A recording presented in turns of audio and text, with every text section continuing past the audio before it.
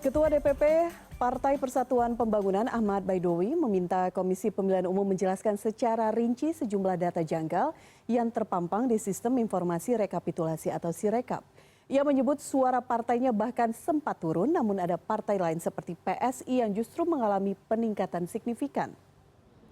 Ahmad Baidowi menilai dirinya bukan mengkritisi Partai Solidaritas Indonesia, melainkan mengkritik sistem yang dibangun oleh KPU. Pasalnya Sirekap bukanlah acuan utama penghitungan suara, melainkan sistem rekapitulasi berjenjang. Namun karena data ini bisa diakses publik, banyak yang menganggap data itu adalah data final dari penghitungan suara. Jadi yang kita kritisi itu bukan partainya, tetapi sistem di KPU-nya. Sehingga kan bukan cuma kami yang mengungkap. Ini terjadi ketika suara P3 itu mengalami penurunan. Di saat yang sama ada partai lain mengalami kenaikan. Basisnya apa yang dilihat? Sirekap KPU.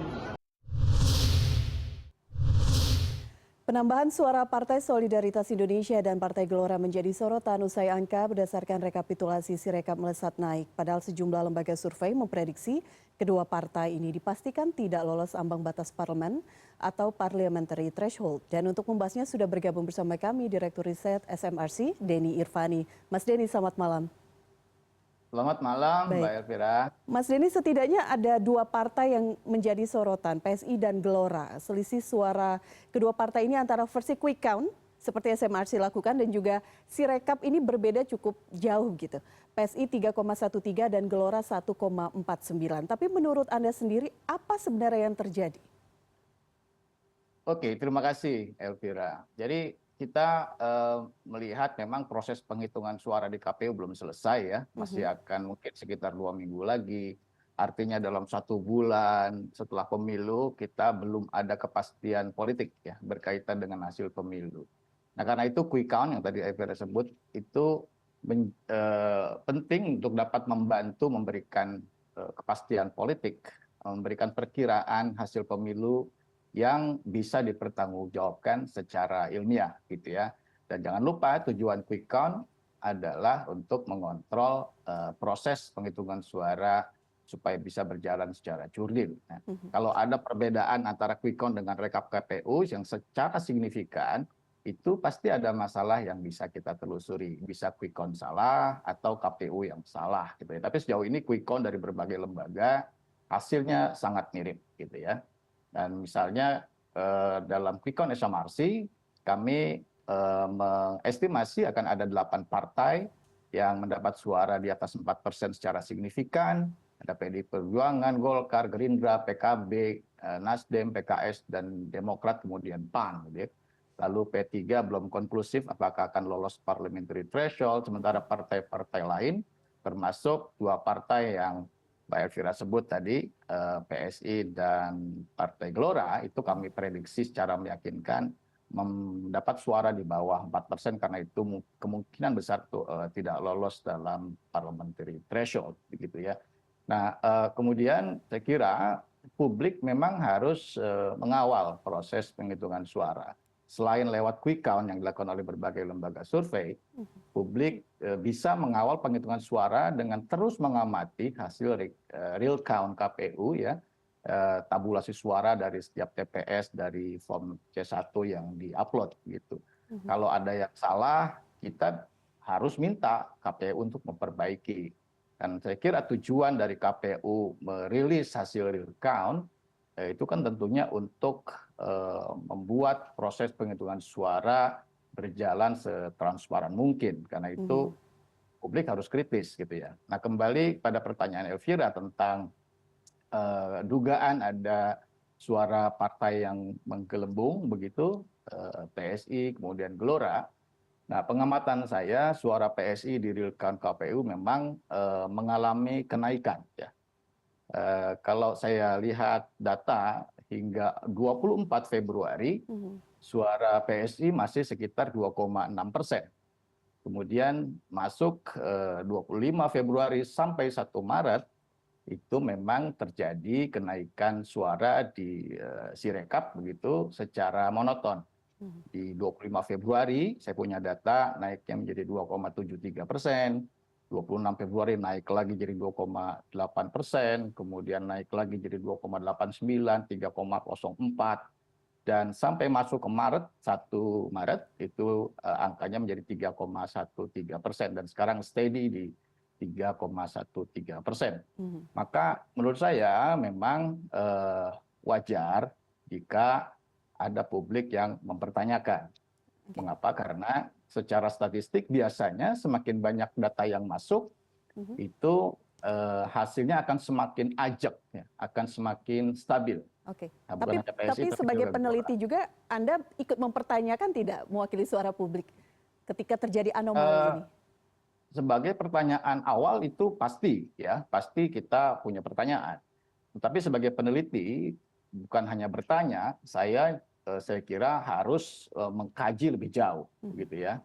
Kenapa? Karena ada beberapa faktor yang harus kita perhatikan. Di antaranya adalah hasil real count ini saya perkirakan masih bisa berubah karena data yang masuk itu belum proporsional. Ya, jadi kita lihat di website KPU sekarang, data masuk paling banyak dari Dapil Jawa Timur 2, sebanyak 83,24%. Sementara ada dapil yang baru masuk 0,02%, Papua Pegunungan. Jadi masih sangat berbeda, bervariasi data masuk. Sementara perolehan suara partai politik itu punya korelasi, ya, dengan kewilayahan. Ada wilayah yang menjadi basis partai tertentu dan tidak. Karena itu kalau kemudian dibuat semacam estimasi, saya kira akan ada perubahan. Misalnya suara PKB yang jarang disebut-sebut orang, ya. PKB itu kan dalam real count terakhir di angka 11,5 ya, 11,5%. 11,5 ya, Sirekap. Ya. Sementara dalam hasil quick count itu kan 10, gitu ya. Nah, apakah PKB itu aneh? Bagi saya, setelah saya melakukan analisis, ternyata data yang masuk di real count KPU itu memang belum proporsional, lebih banyak berasal dari kantung-kantung PKB. Sementara kantung-kantung yang bukan kantung PKB, wilayah yang bukan kantung PKB, lebih banyak yang belum masuk. Karena kalau bisa data itu akan masuk, maka suara PKB mungkinan akan turun ke di bawah 11%. Nah, karena itu stabilitas data itu menjadi sangat penting, saya kira. Oke, berarti dari semua partai politik yang saat ini posisinya masih sulit diprediksi akan masuk atau tidak parlemen itu hanya P3 ya Mas Denny. Sementara partai-partai lain meskipun PSI tadi anomalinya cukup luar biasa, itu sangat yakin dari lembaga survei bahwa tidak akan masuk ke parlemen. Iya, dalam tingkat kepercayaan tertentu, orang statistikawan akan mengatakan pada tingkat kepercayaan 95%, 95% gitu ya. Kita yakin bahwa PSI termasuk Gelora memang jauh masih di bawah 4%. Karena itu kalau sampai 4%, misalnya menyentuh 4%, saya kira perlu ada yang ditelusuri lebih jauh apakah quick count yang salah atau KPU yang salah. Tetapi lembaga survei saya kira semuanya hasilnya sangat mirip gitu ya. Nah, itu kita punya ruang untuk mengontrol kira-kira hasil penghitungan KPU. Kemudian apa yang harus dilakukan gitu ya. Nah, anomali suara partai itu kan baru sekadar dugaan ada error yang sistematis gitu ya. Sistematis itu artinya indikasi error karena unsur kesengajaan kan gitu.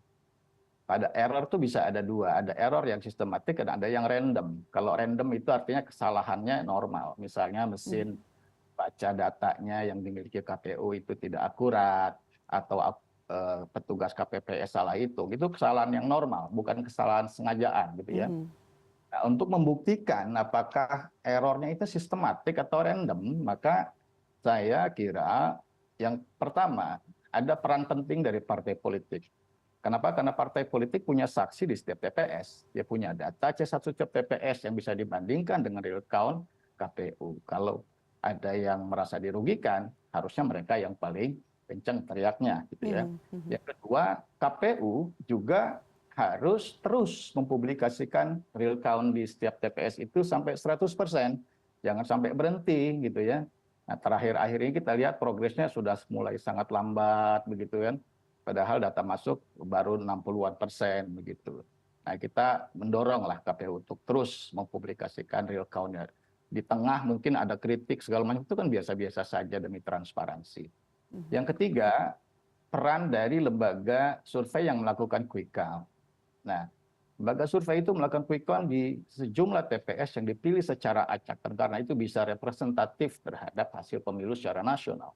Karena itu bandingkan hasil quick count per TPS dengan hasil real count KPU di TPS yang sama. Apakah ada perbedaan yang sistematik atau random, ya? Kalau random, ya itu biasa saja. Kesalahannya artinya suara partai itu tidak selalu lebih besar di real count, tapi bisa juga lebih kecil di real count dibanding quick count. Itu namanya kesalahan yang random. Tapi kalau sistematik itu cenderung lebih besar gitu satu partai, kemudian ada partai yang cenderung lebih kecil di hasil real count, itu pasti ada sesuatu yang bukan pasti atau cenderung ada indikasi kesengajaan. Yang ketiga, yang keempat barangkali setiap masyarakat termasuk elemen-elemen yang kita tahu seperti kawal pemilu dan seterusnya itu juga punya peran yang sangat penting untuk bisa mengontrol proses penghitungan suara. Oke, baik Mas Denny, terima kasih. Kita lihat apakah anomali ini juga nanti akan berakhir dengan kejutan-kejutan pada saat penetapan suara rekapitulasi oleh KPU. Prosesnya masih panjang seperti yang Anda sampaikan, tapi sekali lagi Lembaga Survei Masyarakat Publik bisa mengawal suara ini bersama-sama. Terima kasih sekali lagi Mas Denny Irvani, Direktur Riset SMRC, sudah berbincang bersama kami di Prime News. Selamat malam. Selamat malam.